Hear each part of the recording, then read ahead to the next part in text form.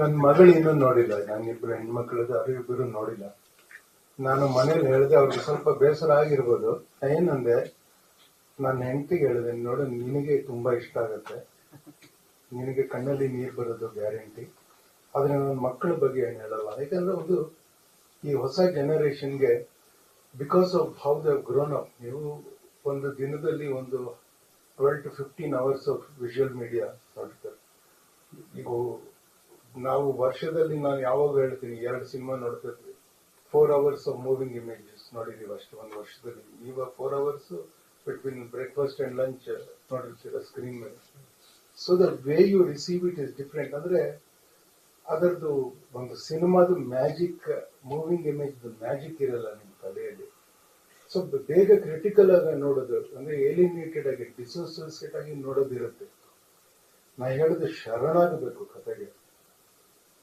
ಶರಣಾಗಿ ನಿಮ್ಮನ್ನ ಯಾರು ಕೇಳ್ತಿಲ್ಲ ನಿಮ್ಮ ರಿವ್ಯೂ ಕೊಡೋದಕ್ಕೆ, ಆಯ್ತಾ? ಪತ್ರಕರ್ತರಿಗೆ ನಮ್ಗೆ ಏನೇನೋ ಕಷ್ಟ ಇರುತ್ತೆ, ನಾವು ಮಾಡ್ತೀವಿ.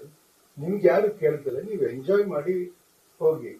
ಆಕ್ಚುಲಿ ಕಣ್ಣಲ್ಲಿ ನೀರು ಬರೋದು ಆನಂದಾನೆ, ನಮ್ಮ ಎಸ್ಥೆಟಿಕ್ಸ್ ಅಲ್ಲಿ ಆನಂದಾನೆ ಅದು.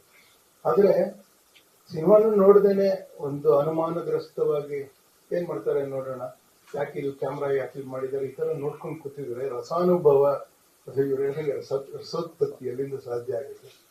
ಅದಕ್ಕೆ ನಾನು ಯಂಗರ್ ಜನರೇಷನ್ ಒಂದು ಅಪೀಲ್ ಮಾಡ್ತೀನಿ. See, the success of the film is under measure, ಆದ್ರೆ your success as a viewer is also under measure. ಅಂದ್ರೆ ಹೇಳೋದು,